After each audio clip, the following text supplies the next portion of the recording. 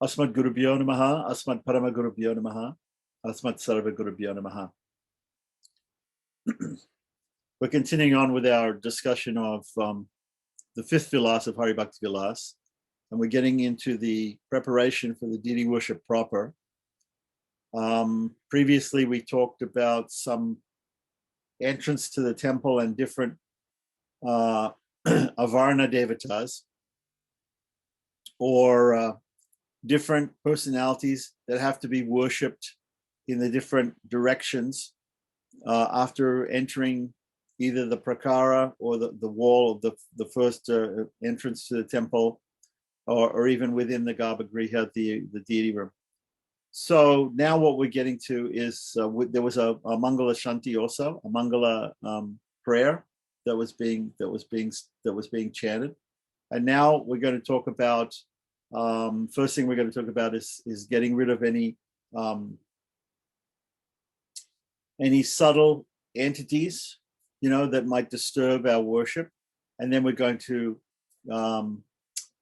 offer our respects to the Guru Parampara and some other devatas and associated to the Lord, and then we're going to start performing some actual aspects of the deity worship. We also in the last time we talked about Patra Sadhanam, or Patra Sadhanam, which means establishing, or Patra Parikalpanam it can also be called, establishing vessels, establishing containers that are used, and the different samagris or ingredients for the deity worship, and setting them out around us.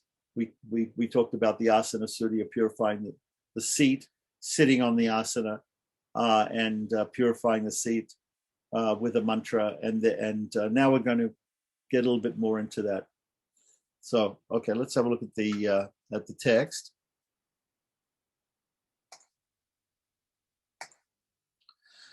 So we are in the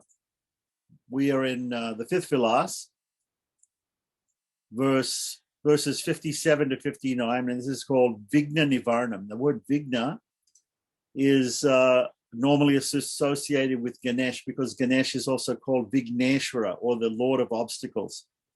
It doesn't mean that he gives obstacles. What it means is he clears away obstacles. So Vignas are obstacles. So we don't always pray to Ganesh to clear away obstacles, but there are different prayers to different living beings, different personalities to clear away our obstacles. Normally the obstacles we think of, there are, for instance, Shanti mantras in the Vedas that say Shanti, Shanti, Shanti, because we have three basic obstacles. We have obstacles of our own creation from our own mind and body, obstacles created by others, other living beings, whether they and natural forces in nature, or the demigods or the devatas create some obstacles also. These obstacles are called adhyatmic, adibautic, and adidaivik, vignas, or kleshas, obstacles, troubles. So we want peace from all those sort of obstacles. So the previous mantra that we chanted was it says here, Mangala Shanti, that we chanted the Om Bhadram Karnebi Shrunuyava Deva, and it ends up with this mantra, Om Shanti and Shantir Bhavatu, let there be peace. So we want there to be peace from these obstacles. But then another, after that, and we've already established the asana, we're sitting down on the asana. Probably we would have done Achamana, Vaishnava Achamana, twice. In the beginning of a ritual, we always do Achamana twice, and Pranayamaha, and then we would have started to chant these mantras, this Mangala Shanti. And now we're going to do this Vigna Nivarnam. Vigna Nivarnam means getting rid of the process of removing obstacles, and basically it's a prayer for subtle living beings not to bother us. There is a process in nyasa. Soon we're going to be talking about the nyasa, or placing different syllables of mantras on our body to purify ourselves before doing something. And the process of nyasa sometimes includes the creation of a type of force field around us, so that we're not not bothered by other living beings, even subtle living beings. And at the end of it, we sometimes do vinyasa at the end, and also at the beginning, before something, and after something, we also can do vinyasa. And at the end, we can open up that force field, that we can become part of the outside. This is all a mental process that is gone through by the devotee, so that he's mentally fixed on what he's doing and not disturbed by others, like that. So that placing of the force field around you is called big bandhana, or closing of the directions, and the opening is called a digvimokaha, or opening up of the directions at the end. So this particular part of it is called Vigna Nivarnam. Vigna Nivarnam means removing obstacles. So we can see here that the prayer to be chanted is given as the first sloka of this. So I'll just chant the prayer. Apa sarpantu ye te bhuta, ye bhuta bhuvi samstitaha, ye bhuta vignakartaras, te nashantu shivagyaya. Now there's another one. There's another form of this which is used by some other people. Probably Sri Vaishnavas wouldn't use this one. They would use another one which says apar sapantu te bhuta, ye bhuta bhuvi samstitaha, ye bhuta vignakartaras, te nashantu agyaya harehe. Right? So the difference is we have agyaya, the word order here being used.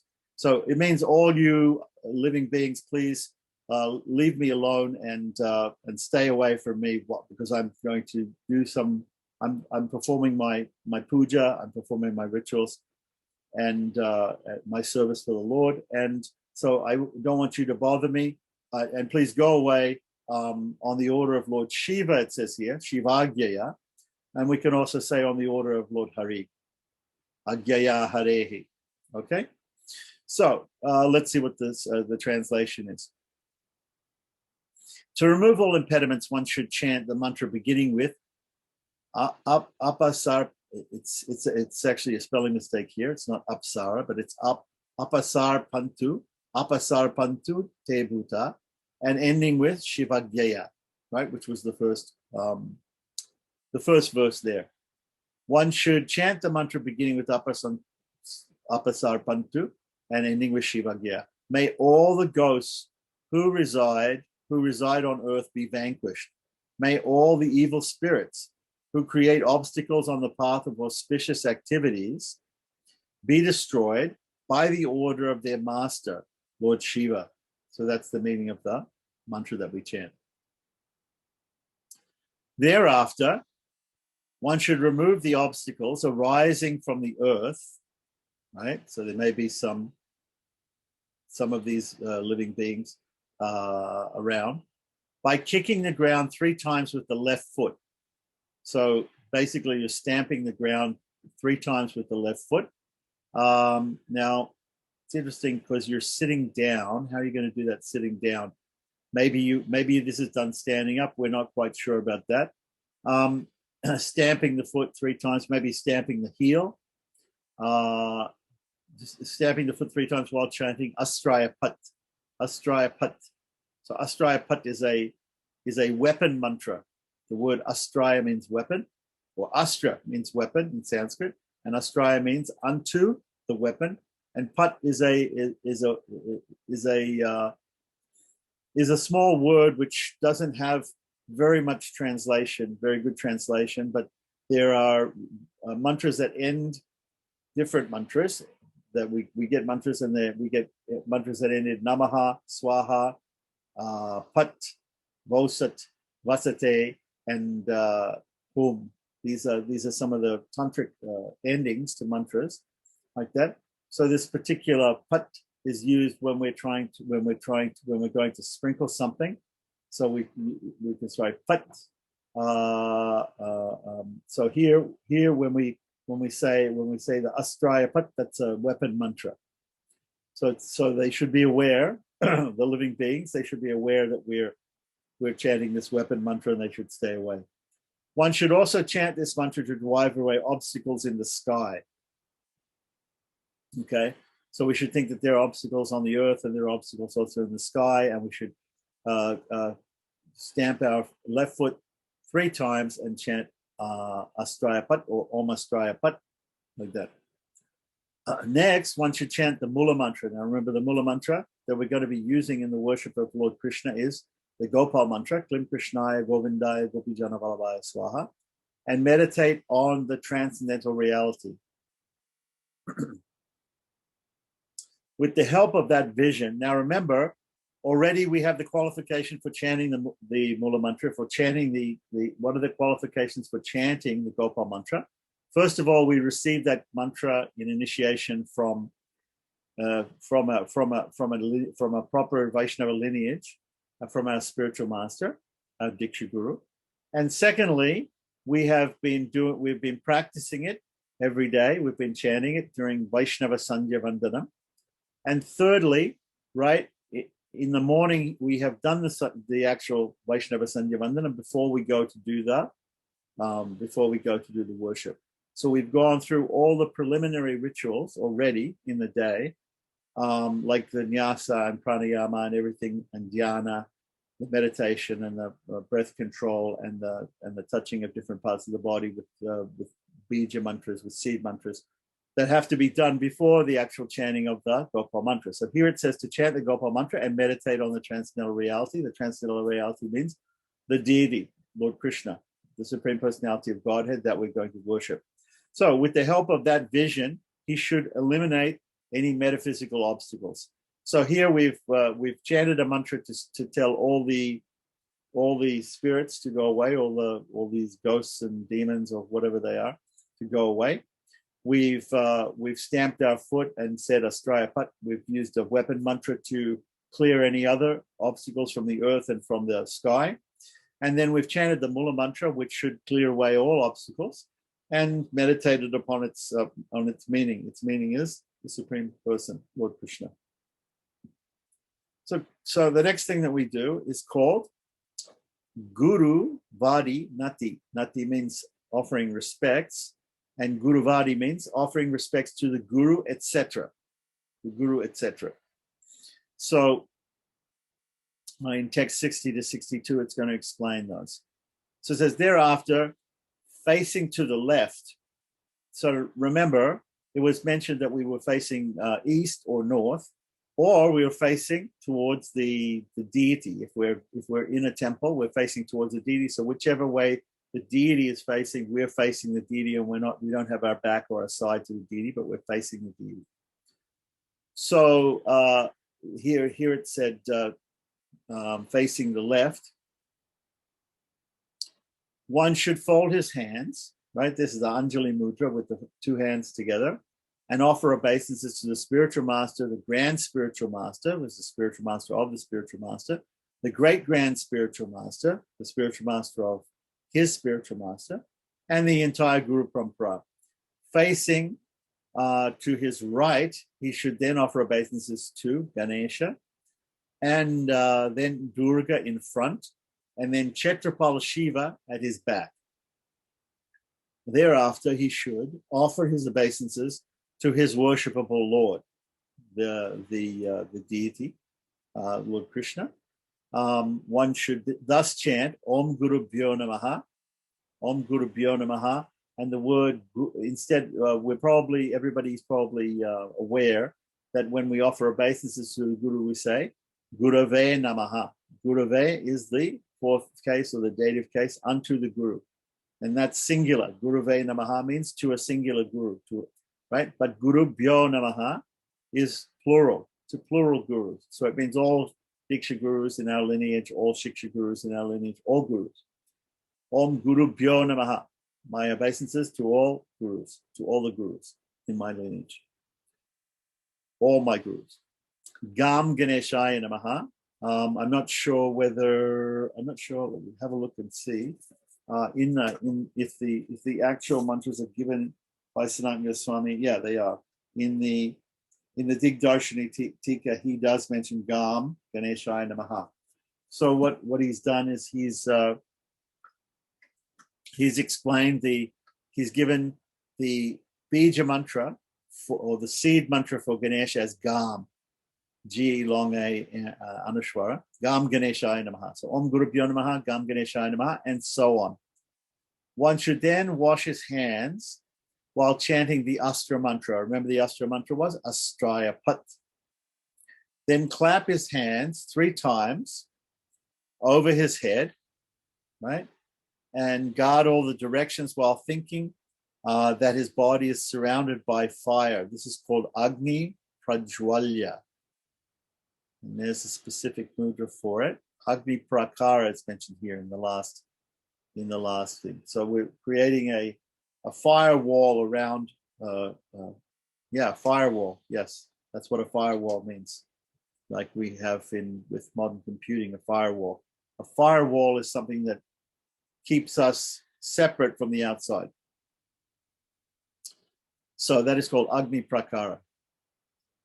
Agni Prakara. A Prakara is a wall.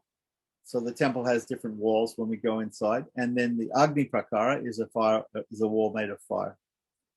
So, okay, so before we go on, I thought that I had prepared the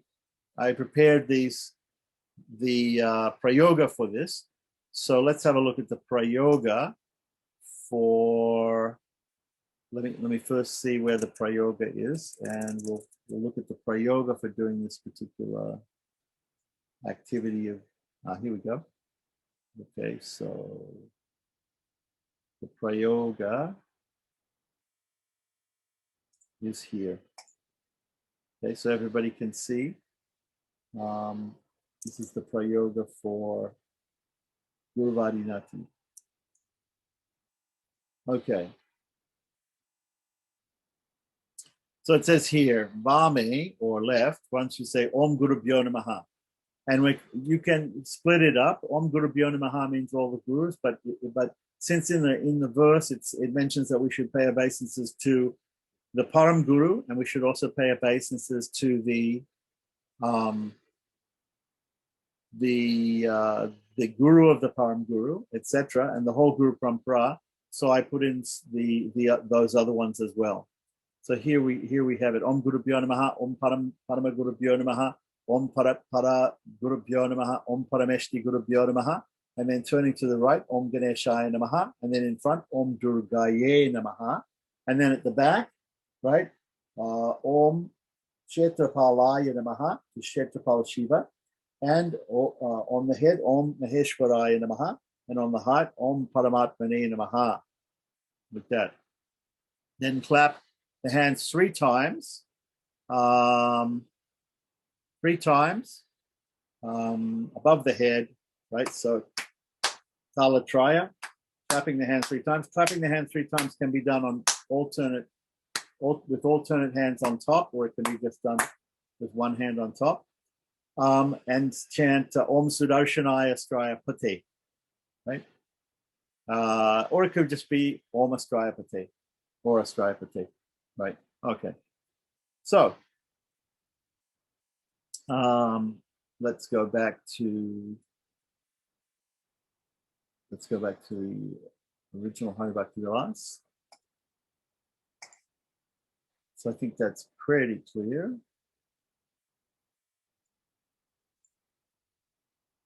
So after we do that, after we clear away the obstacles, the next thing that we have to do is called Bhuta Shuddhi. Now what I'm going to do is I'm going to read through the slokas in Hari Bhakti Vilasa about Bhuta Shuddhi, and then I'm going to explain how to do it. Okay, so Bhuta Shuddhi is the process of purifying oneself, it says here. Now, purifying oneself means purifying the bhutas.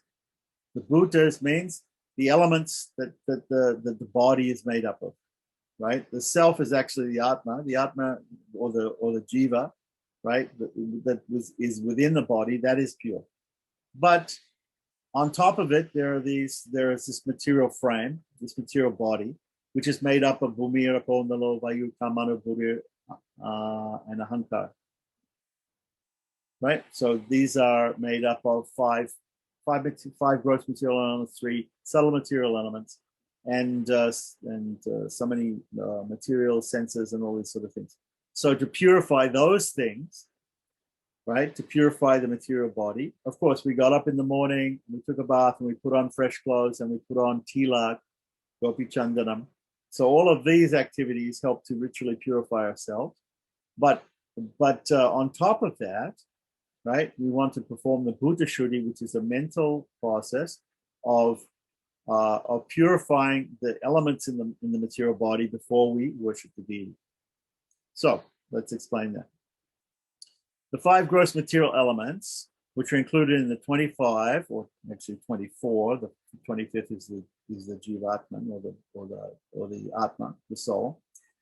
The 25 elements born of material nature are all related to the Supreme Lord. Everything's related to the Supreme Lord because he created it. For this reason, it must be concluded that the living entities are part and parcels of the Supreme Lord. The Supreme Lord is the cause and the living entities are the effect. Thinking in this way is called Buddha Shuddhi, or purifying one's existence. Text 64. Unless a person performs the Buddha Shuddhi ritual, none of his pious activities will yield any result, even if they're performed according to the prescribed rules and regulations. So here it's mentioned that, okay, so first of all, it says what Buddha Shuddhi is basically about. The general description or definition of Buddha Shuddhi is to think of oneself as being pure, to meditate upon oneself as being pure. And basically, and essentially, we're meditating upon the different parts of the body which are impure, the material elements, and purifying them by some form of meditation and mantra chanting. Right? That's the definition. And then, after the definition is given, in text 64, it says it's very important to do this, because if you don't do this before you perform any ritual, and it's not just many puja here at deity worship, but it also means for doing japa, doing homa, teaching from the scriptures. There are many reasons that one would perform the Buddha Shuddhi before performing a ritual. And what it says is basically, if you don't do this, then all your activities, any pious activity that you're going to do, if you don't do this first, it's a complete waste of time. Even if they're performed according to the rules, even if you perform all your other rituals with all the prescribed rules and don't make any mistakes, still, you won't yield you any result unless you do the Buddha Shuddhi first. Because the idea is you have to be completely pure to perform a pure ritual. If you're not pure and you try to perform some ritual, that's your first mistake, and that negates all the pious results from this, all the results from the ritual which you're trying to perform. Okay, so continuing on. So text 65 starts to give you the procedure for doing this. And there are different procedures for doing Sandhya Vandanam. I'm sorry, not Sandhya Vandanam. There's different procedures for doing Buddha Shuddhi, right? That's what we're talking about, Buddha Shuddhi, purifying the material elements in the body, in different sampradayas. The system that is going to speak about here is a very general system which is used in North India, and it's very common, this system. The Sri Vaishnavas have another system, another Pancharatric system. There are some other slight different systems. And then also some acharyas have made this system, made a shortcut for the system, because this is it's a little bit of an involved meditation. So there are some shortcut ways in the Archana Padati that Srila Bhakti Siddhanta made for the Gaudiya Math. He suggested that one should simply think that one's a servant of a servant of a servant of the devotees, and one should chant Naham Vipro Nacha Narapati Napi Vaishona Sudra mantra, which Chaitanya Mahaprabhu chanted. So that's possible. And there's also another mantra from the scriptures speaking about the body of the practitioner, the body of the devotee, as having tilak and being pure. And so this is the type of meditation that Bhakti Siddhanta suggested could be a shortcut instead of performing this particular type of Buddha Shuddhi. But this is the original Buddha Shuddhi given in Hari Bhakti Vilasa. So after performing the Kara Kachapika Mudra, this is our first mudra that we're going to learn.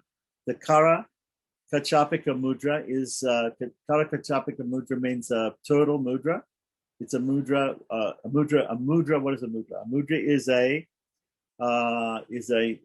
is a way of showing a particular thing with the hands, putting the hands together and joining the hands together, or using the hands in different ways to show, to make a symbol, or to show something, to have some, and it's used in certain purposes, like we see in Indian dance also. They use mudras, they use hand mudras, they move the hands in certain ways, and it means certain things. So this Karachapika mudra, right? So you perform that mudra, and one should mentally transfer the spiritual soul. So you should think about the soul within the body, within the heart, right? And you should transfer that soul, which resembles a mild flame. So you must meditate upon the soul as being a small flame-like thing, just like the tip of a candle, a lit candle, or a lamp. One should think of the soul like that, and mentally transfer that from the lotus-like heart. The lotus-like heart. So the soul is situated within the heart, and you should mentally take it upwards through the body, through the head, and out from the top of the head to the 1,000-petal lotus. The 1,000-petal lotus is what is called in Sanskrit the Sahasradala Padma. Sahasradala Padma means 1,000-petal lotus chakra.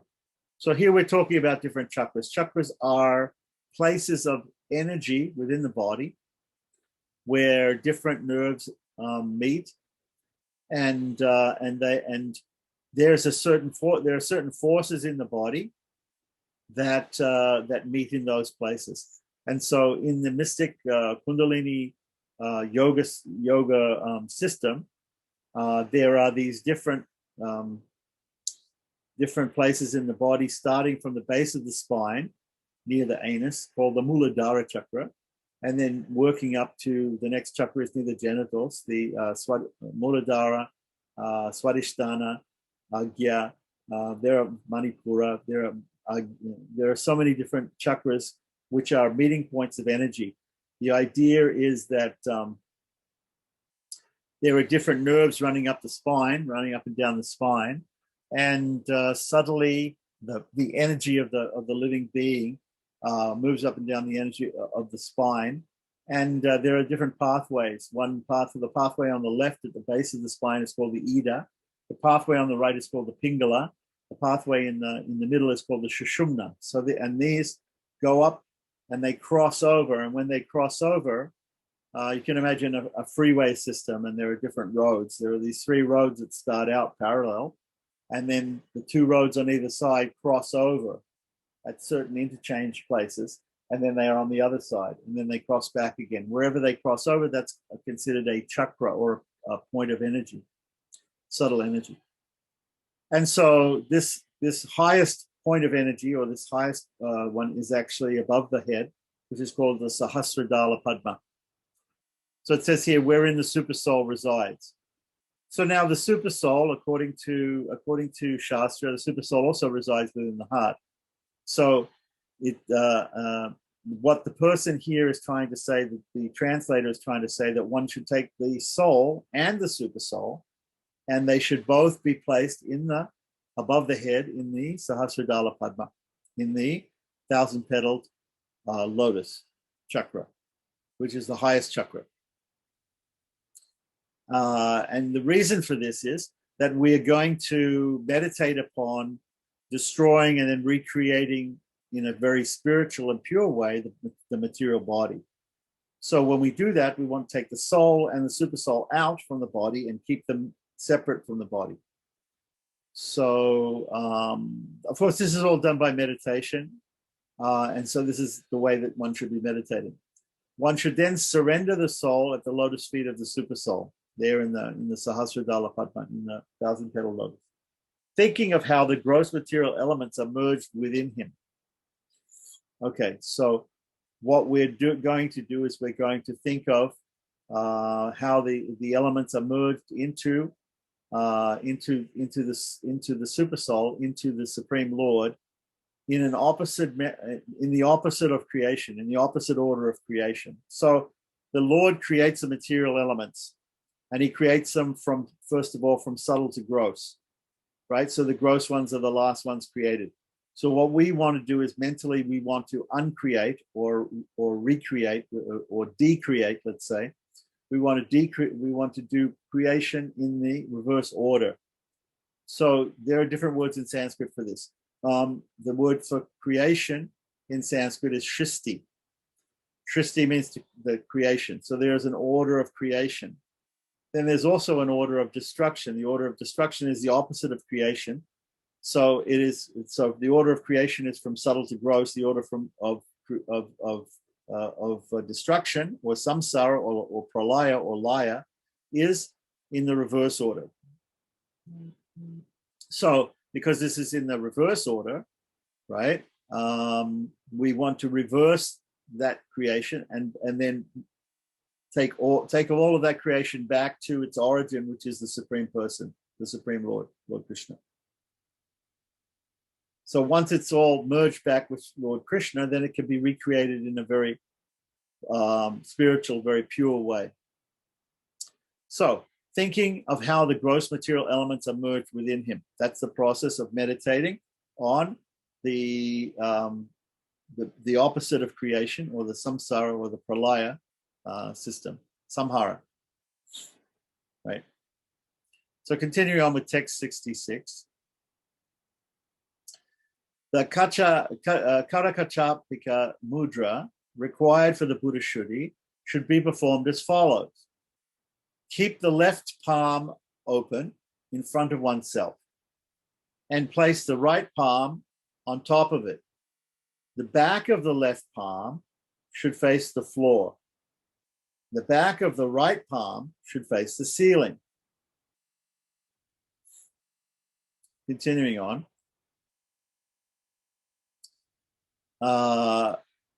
Text 67. One should then mentally dry up. First of all, you have to dry something before you burn it. You can't burn something which is wet.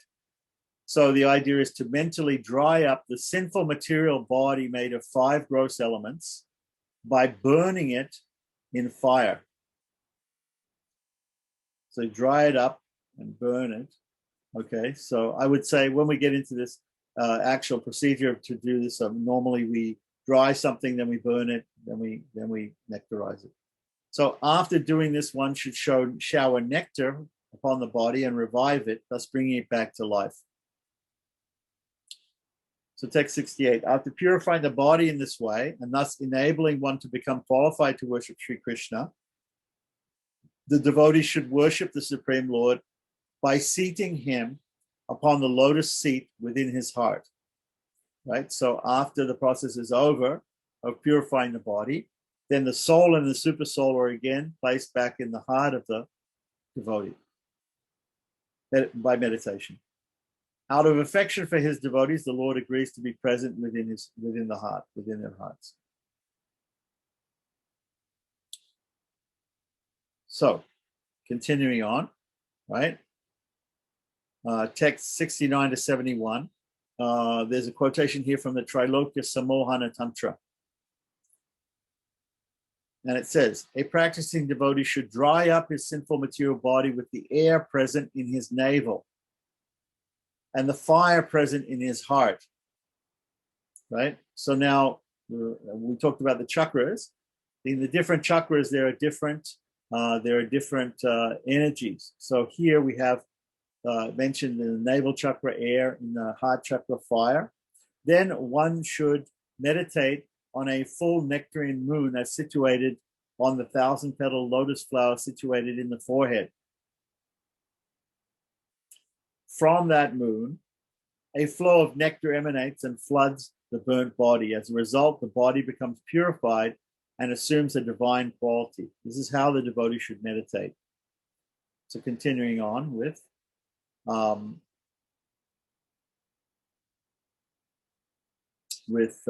text 72 and 73. So further on it says, the devotee who is conversant with the science of chanting mantras should attract the light of self-realization from the 1,000-petal lotus to the heart with the help of the sacred syllable Om. While fixed while fixing his mind on the all-pervading Supreme Lord. If one is unable to execute the above-mentioned procedure, he should simply purify his body by meditating on the Supreme Lord. Then, according to his sampradaya, he should perform the prescribed pranayama breathing exercises. Okay, so now let us look at an actual prayoga for doing this particular Buddha Shuddhi.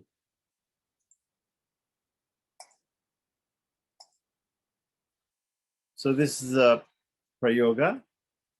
This is a prayoga for performing the Buddha Shuddhi.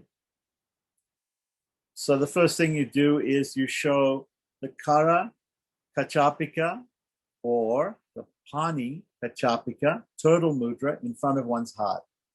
So the heart is either on the left side of the chest or in the middle of the chest, and we take the two hands and grasp them together, right? Put the two thumbs together like that, and the right hand should be on top, the left hand should be on the bottom, like that, in front of the heart.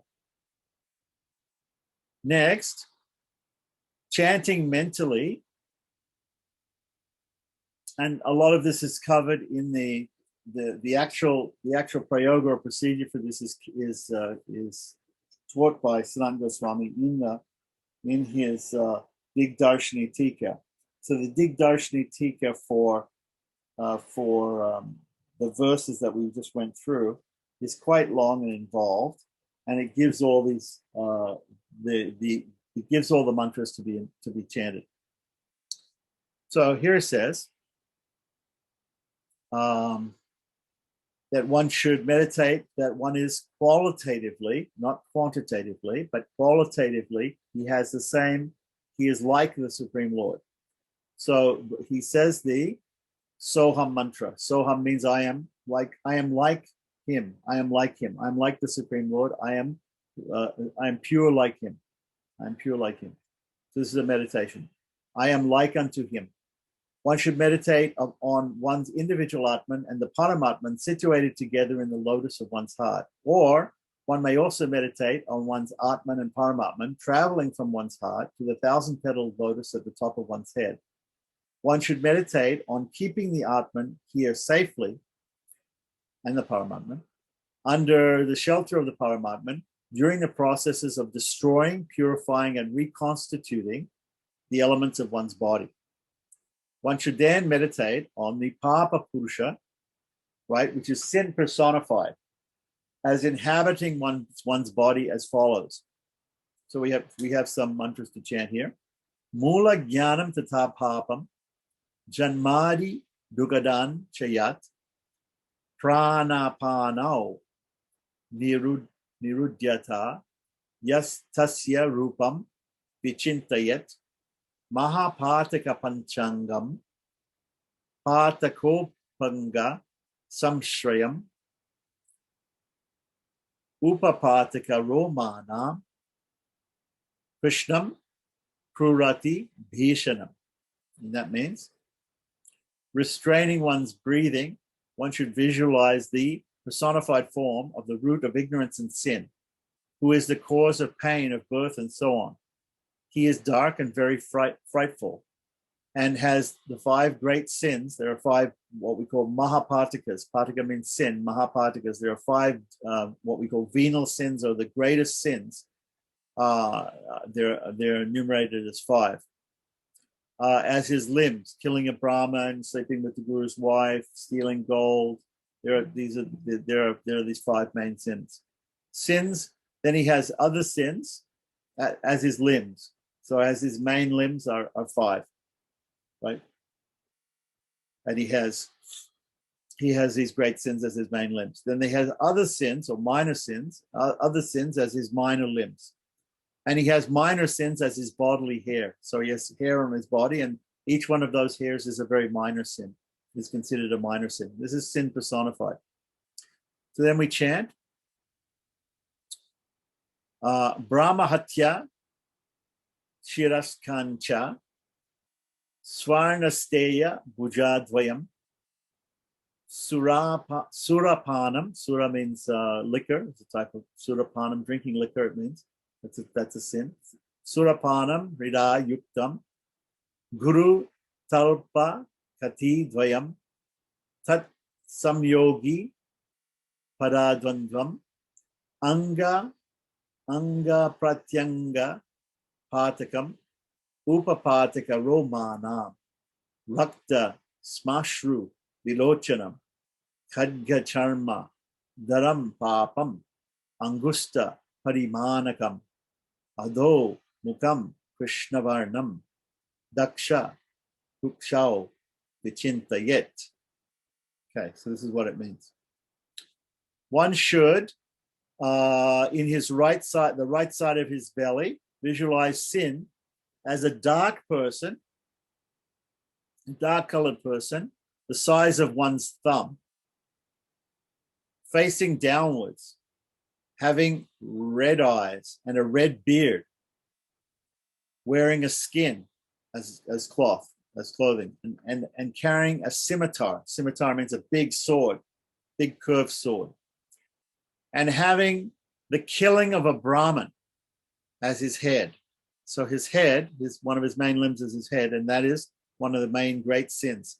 Stealing of gold as his arms, drinking of wine. This is surapana. Actually, there's different in the scriptures, in the Smriti Shastras, there's different types of liquor. There's very hard liquor, very distilled liquor, which is this, what we're talking about here is the main sin. And then there's a lesser sin of drinking other forms, which is I believe known in Sanskrit by a different word. But surapana, drinking liquor, right, as his heart, violating the preceptor's bed, sleeping with the guru's wife, as his two buttocks, association with persons committing these sins as his feet, and minor sins as his bodily hairs. So we're meditating upon this Papa Purusha, this personification of sin. Then performing pranayama. Now pranayama means, pranayama is the process of controlling the breath, and it usually involves opening and closing the nostrils and breathing in, holding the breath and breathing out. The breathing in is called puraka. The holding is called kumbhaka. The word kumbha means a pot. So just like a pot holds air. So when you close the nostrils and keep air within you, it's called kumbhaka. And the exhaling of the air, which is kept inside, is called rechaka. So puraka or purvaka, kumbhaka, rechaka. These are normally the three parts of pranayama. Some people, when they do pranayama, they also, sometimes after they exhale, they keep the air outside and they keep no air inside the lungs for some time. That's a fourth part of pranayama, but we don't need to use that here. Probably people who are doing pranayama for health reasons, there are some other ways of doing pranayama. But the pranayama here is a tantric pranayama. It's not a Vedic pranayama. We're going to learn about Vedic pranayama in a minute, but we're also going to learn about tantric pranayama or Vaishnava pranayama. This is a particular type of pranayama here where we count the time that we do the breathing in and the holding and the exhaling, and we have to count that in some way. Normally we count it with our fingers or with the joints of our fingers and of the left hand, because the right hand will be used to open and close the nostrils in pranayama.